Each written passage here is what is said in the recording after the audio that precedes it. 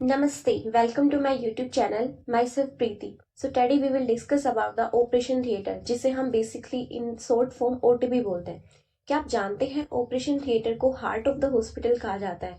तो चलिए जानते हैं हार्ट ऑफ द हॉस्पिटल के बारे में। सो बेसिकली आपने देखा होगा कि ऑपरेशन थिएटर या तो अलग किसी कोने के अंदर प्रेजेंट होता है या किसी इनर्ट एरिया के अंदर प्रेजेंट होता है। ये किसी भी डिस्टर्बिंग एरिया या आपने कभी नहीं देखा होगा कि हॉस्पिटल के मिड के अंदर प्रेजेंट है, ये एकदम साइड के अंदर प्रेजेंट होता है।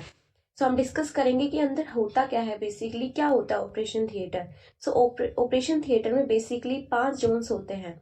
देर are mainly 5 zones in the operation theatre. So first जो जोन होता है वो होता है आउटर जोन।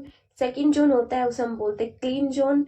थर्ड होता है इनर जोन। फोर्थ होता है intermediate zone and last disposal zone. So basically हम इन सारे जोन्स के बारे में डिस्कस करेंगे।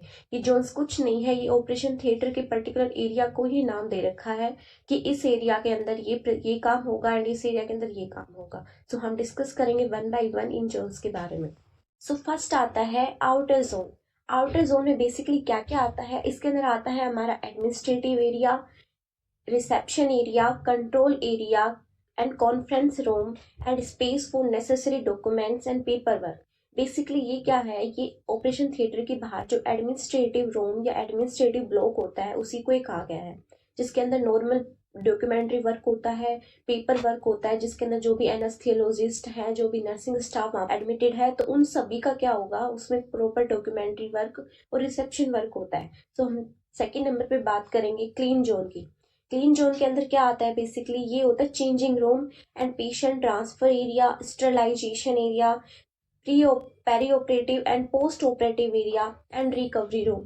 इसमें बेसिकली क्या आता है कि ये एक बेसिकली चेंजिंग रूम है एंड इसके अंदर जो पेशेंट ट्रांसफर एरिया है, जो पेशेंट जिसका भी ओटी के अंदर कोई भी ऑपरेशन होने वाला है उस पेशेंट को ट्रांसफर किया जाता है, ये स्टरलाइजेशन एरिया बोल सकते हैं। और इसे हम बेसिकली रिकवरी रूम बोलते हैं। रिकवरी रूम जिसमें पेरी ऑपरेटिव कंडीशन जो पेशेंट की होती है एंड पोस्ट ऑपरेटिव जो ऑपरेशन के बाद जो कंडीशन होती है उसको रिकवर किया जाता है बेसिकली इस जोन के अंदर।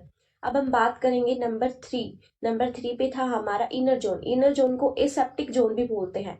एसेप्टिक जोन, एसेप्टिक आपने नाम से ही पता कर लिया होगा कि एसेप्टिक का मतलब होता है फ्री फ्रॉम माइक्रोब्स, मतलब बिल्कुल स्टेराइल एरिया। सो जो ये इनर जोन होता है ये बिल्कुल स्टेराइल एरिया होता है।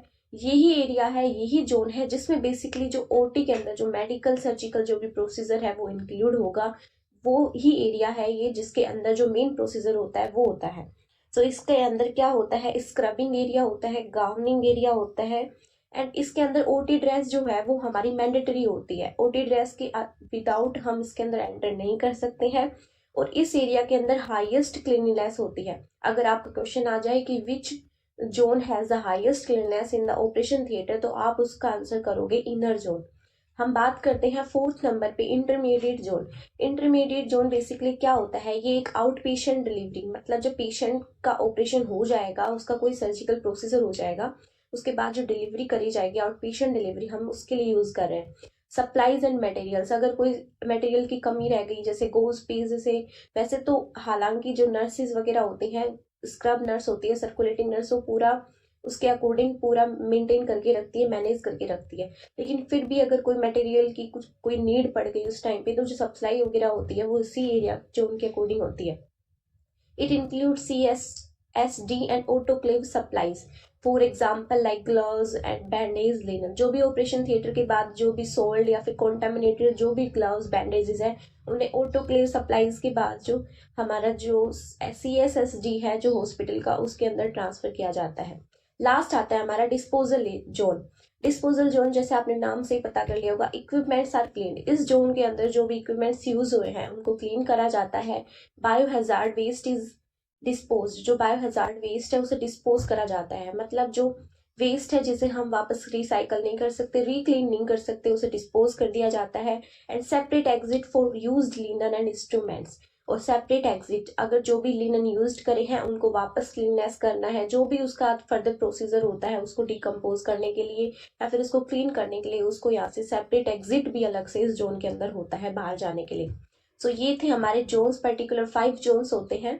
उनके बारे में हमने डिस्कस कर लिया है। अब हम बात करेंगे स्टाफिंग इन ऑपरेशन थिएटर, कि ऑपरेशन थिएटर के अंदर स्टाफिंग कैसे होती है, क्या कौन कौन लोग प्रेजेंट होते हैं। हमने बेसिकली सुना है कि उसके अंदर कोई ऑपरेशन होता है जो डॉक्टर करता है, नहीं, ऐसा नहीं होता। सिर्फ एक डॉक्टर नहीं होता, बहुत सारे पर्सन्स, बहुत सारे लोग अंदर मौजूद होते हैं जो अलग अलग चीज़ों को कोऑर्डिनेट करते हैं, मैनेज करते हैं। तो बात करते हैं चलिए कि स्टाफिंग की। तो सबसे पहले हमारे पास आते हैं टीम मेंबर्स। टीम मेंबर्स में मेनली 4 टीम मेंबर्स होते हैं। First operating staff, second anaesthetic staff, third nursing staff and fourth OT staff. So हम बेसिकली इनके बारे में वन बाय वन डिस्कस करेंगे। ऑपरेटिंग स्टाफ फर्स्ट में आता है। ऑपरेटिंग स्टाफ, ऑपरेटिंग स्टाफ में आता है chief surgeon and supporting surgeon. Chief surgeon मतलब जो चीफ सर्जन है जो उस सर्जिकल प्रोसीजर को कर रहा है उसे हम बोल रहे हैं, एंड सपोर्टिंग सर्जन जो उस टाइम पे चीफ सर्जन की जो भी हेल्प है, कुछ भी उसको असिस्ट कर रहा है, उसे हम बोलते हैं सपोर्टिंग सर्जन या फिर असिस्टिंग सर्जन। फिर हम बात करते हैं एनेस्थेटिक स्टाफ। ओटी के अंदर अलग से एनेस्थेटिक स्टाफ भी प्रेजेंट होता है जो एनेस्थेटिक की जो भी प्रोसीजर, जो भी स्टेजेस चलते हैं उनको रेगुलेट करता है। सो फर्स्ट इसमें हम बात करते हैं एनेस्थेलोजिस्ट जो मेन होता है, and second anaesthetic staff assistant या एनेस्थेटिक सपोर्टर, मतलब जो उसका असिस्ट करता है। फिर हम बात करते हैं नर्सिंग स्टाफ की। नर्सिंग स्टाफ में बेसिकली 3 नर्सिंग स्टाफ आते हैं, nursing supervisor, scrub nurse and circulating nurse. अब आपने उनके बारे में पढ़ा होगा कि स्क्रब नर्स का क्या काम होता है एंड सर्कुलेटिंग नर्स का क्या काम होता है।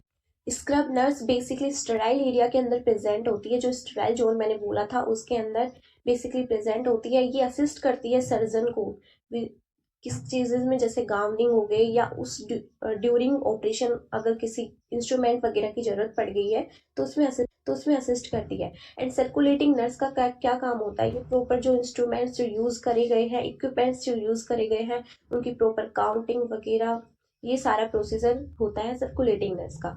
अब लास्ट में हम बात करेंगे कि OT staff, OT technician staff. तो इसके अंदर आता है first OT technician, OT attendant and lab technician. ये भी रेगुलेट बहुत ही मेन रोल प्ले करते हैं during the operation and in the staffing of operation theatre. So in the last I only want to say, अगर आपको hospital duty के time पे OT में जाने का मौका मिले तो उस मौके को गवाए ना, जरूर देख के आए कि ओटी के अंदर हाल क्या प्रेजेंट होता है।